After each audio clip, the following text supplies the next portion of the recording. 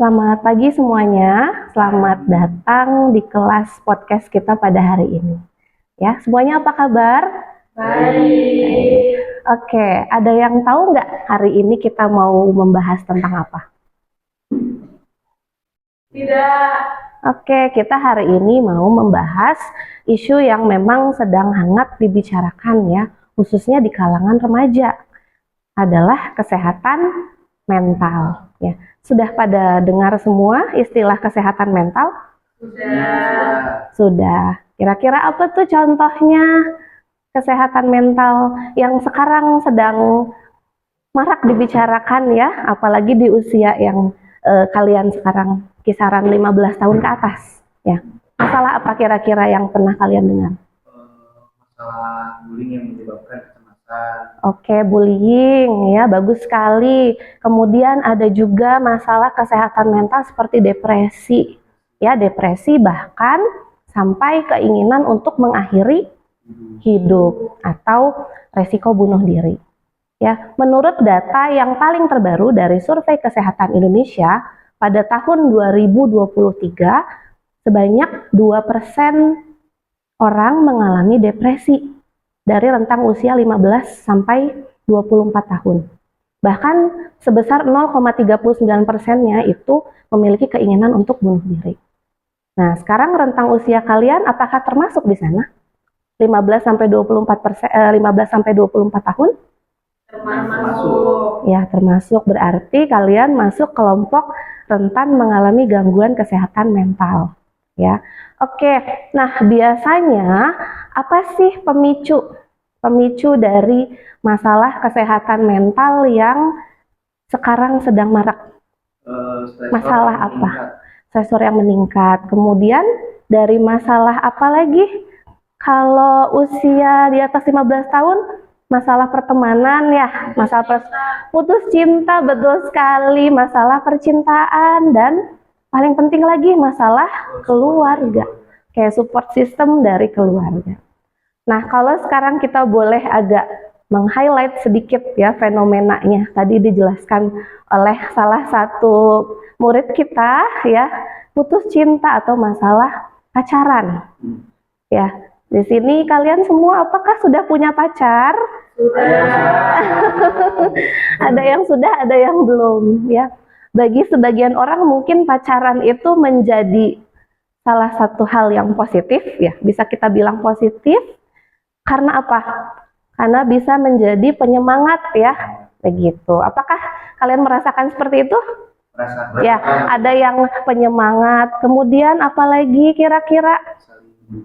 Saling mendukung ya, support system juga tadi kembali lagi ke sana ya. Tapi ada juga dampak yang negatif. Nah, kira-kira ada yang bisa menyebutkan dampak negatifnya? Nah, kalau sudah menjadi toksik ya, kalian pernah mendengar kata-kata toksik ya? Nah, kalau pacaran itu sudah mengarah ke arah yang toksik, nah itu yang biasanya menjadi awal mula muncul masalah kesehatan mental pada remaja. Jadi banyak drama ya nanti dalam hubungan itu. Mekanisme coping dalam diri remaja itu kan masih bisa dikatakan lebih banyak mengarah ke hal yang adaptif ya, atau yang tidak bisa menyesuaikan dengan kondisi diri sendiri. Larinya nanti jadi ke arah yang negatif. Makanya banyak yang sedikit-sedikit lari ke rencana bunuh diri atau resiko bunuh diri. Ya, kemudian menjadi depresi dan putus asa. Dan ada juga fenomena bahwa di dalam pacaran itu sendiri bisa menyebabkan kekerasan. Ya, jadi bukan hanya kekerasan dalam rumah tangga saja. Ya, jadi itulah hubungannya antara pacaran dengan kesehatan mental remaja yang saat ini perlu menjadi perhatian kita semua. Ya. Nah, kira-kira di sini apa sih solusinya? Ya, solusinya dari masalah kesehatan mental ini supaya tidak semakin meluas. Ya, dari dalam diri remaja sendiri bisa mengatur ya bagaimana caranya supaya tidak berkembang menjadi ke arah yang lebih negatif lagi. Nah, kalau di dalam keperawatan jiwa itu ada beberapa langkah ya. Ada langkah yang pertama adalah promotif, kemudian ada preventif, ada kuratif, dan yang terakhir ada rehabilitatif. Ya, yang pertama kita bahas dulu adalah promotif.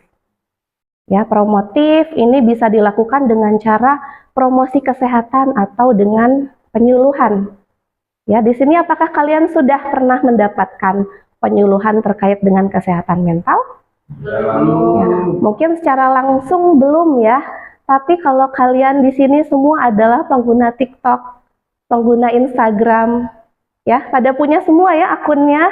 Nah, di sana suka banyak akun-akun edukasi terkait dengan kesehatan mental. Ya, bagaimana caranya mengatasi depresi, ya, bagaimana caranya terhindar dari toxic relationship, ya, bagaimana caranya supaya coping kita tidak maladaptif. Di sana banyak sekali konten. Nah, ini adalah termasuk dalam upaya promotif yang dilakukan dengan pendekatan yang kekinian ya, kalau kita bilang sekarang.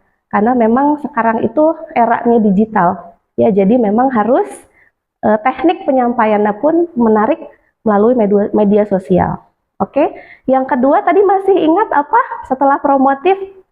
Oke, betul sekali, preventif. Ya, preventif itu artinya adalah pencegahan. Nah, di sini kita ada langkah preventif adalah screening.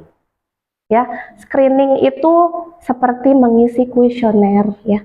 Kuesioner untuk mendeteksi gangguan mental yang dialami oleh remaja. Kalau kalian pernah mengisi kuesioner secara online gitu ya, kuesioner depresi, kuesioner kecemasan, itu adalah langkah screening. Dan terus dikembangkan juga oleh Kementerian Kesehatan ya, screening remaja khususnya yang memang terindikasi mengalami depresi. Ya, itu langkah pencegahan. Kemudian yang ketiga, langkah kuratif. Kuratif adalah apa? Langkah untuk mengobati ya, mengobati atau mengatasi masalah kesehatan mental yang dialami oleh remaja. Contohnya apa? Kuratif itu kalau memang sudah tidak bisa ditangani lagi, kalian jangan sungkan untuk berkonsultasi. Kepada siapa? Bisa ke rumah sakit, ya. Atau misalnya di kampus ada layanan konseling kesehatan jiwa, bisa kalian manfaatkan. Kalau masih belum bisa tertangani, dirujuk ke rumah sakit setempat, ya, untuk ke psikiater atau ke psikolog. Dan nanti penanganannya pun ada yang farmakologis, artinya apakah menggunakan obat-obatan atau cukup dengan non-farmakologis. Seperti misalnya terapi, ya. Terapi juga ada terapi individu ataukah terapi kelompok. Nanti akan dilakukan dalam kuratif, ya. Yang terakhir adalah rehabilitatif. Nah, rehabilitatif ini menekankan bagaimana si penderita ini bisa terus mengontrol masalahnya, ya, mengontrol emosinya, dan supaya tidak kambuh lagi, ya, karena masalah kesehatan jiwa itu sewaktu-waktu bisa saja muncul jika ada faktor pencetusnya. Makanya di fase rehabilitatif ini kita harus bisa menjaga diri kita, ya, dan menjaga lingkungan sekitar kita. Apakah kita bisa aware ya, di lingkungan sekitar kita ada yang mengalami kesehatan mental? Nah, jangan sampai itu menjadi stigma atau kita menjudge bahwa si penderita kesehatan mental ini adalah buruk.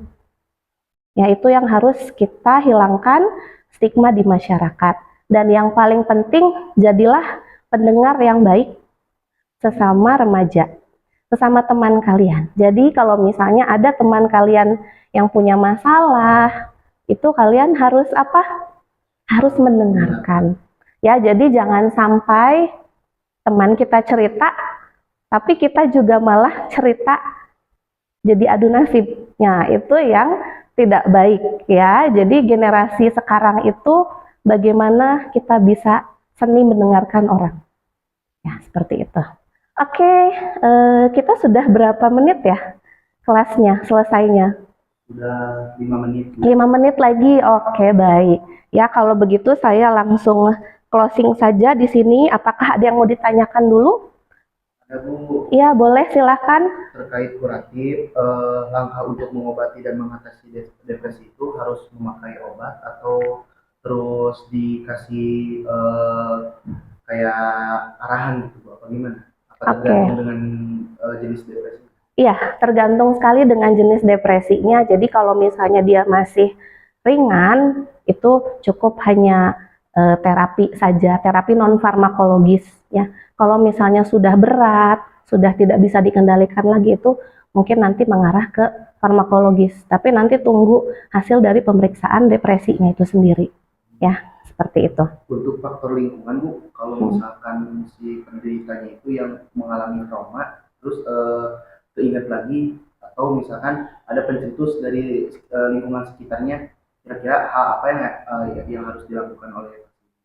Oke, jadi di dalam keperawatan jiwa itu ada yang namanya terapi thought stopping ya, atau menghentikan pikiran yang mengganggu. Ya, jadi kita harus bisa menstop diri kita supaya tidak ke-trigger atau terpicu oleh lingkungan yang bisa menstimulasi. Atau misalnya dengan mengabaikan, ya, mengabaikan saja apa yang menjadi pemicu itu. Dan tentunya sebagai orang yang di sekitar, ya, orang yang menjadi lingkungan sekitar itu harus punya rasa empati ya. Ketika si penderita gangguan mental ini itu terstimulus. Ya, jadi kita harus bisa ikut mendistraksinya dan harus bisa menenangkan gitu. Jadi dengan cara mengabaikan dan dengan spiritual juga ya. Kalau di dalam agama Islam mungkin ada kita harus istighfar seperti itu. Ya, itu bisa juga kita lakukan. Iya Bu, satu lagi boleh ya? Boleh. Untuk trauma Bu, kira-kira trauma itu benar-benar bisa sembuh nggak sih? Oke, trauma itu kalau menurut perspektif dari psikologis ya, trauma itu akan selalu ada. Ya, jadi mau sejauh apapun kita mencoba untuk melupakan hal-hal yang membuat kita trauma, itu tetap menjadi bagian dari diri kita. Jadi orang tidak bisa melupakan trauma, tapi dia bisa hidup berdampingan dengan trauma.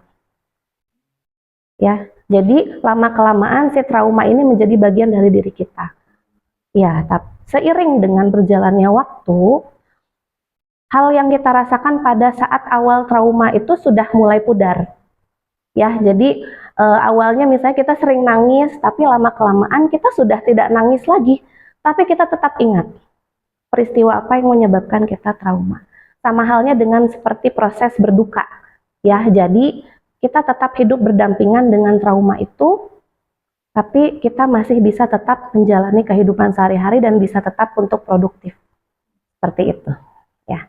Oke, pertanyaan bagus sekali ya untuk closing kali ini. Ya, jadi intinya kesehatan mental itu sangat penting bagi kehidupan kita. Ya. Ketika kita akan bertumbuh, berkembang menjadi pribadi yang lebih baik, tentunya kita juga harus bisa menjaga diri kita. Ya, penting untuk menjaga kewarasan di era sekarang, terutama generasi penerus, generasi remaja. Kalian adalah generasi penerus, perjalanan kalian masih panjang dan kita harus aware dengan kesehatan mental. Itu saja kelas kita hari ini, semoga bermanfaat. Sampai ketemu lagi di lain kesempatan. Salam sehat jiwa. Terima kasih Bu. Ya, terima kasih.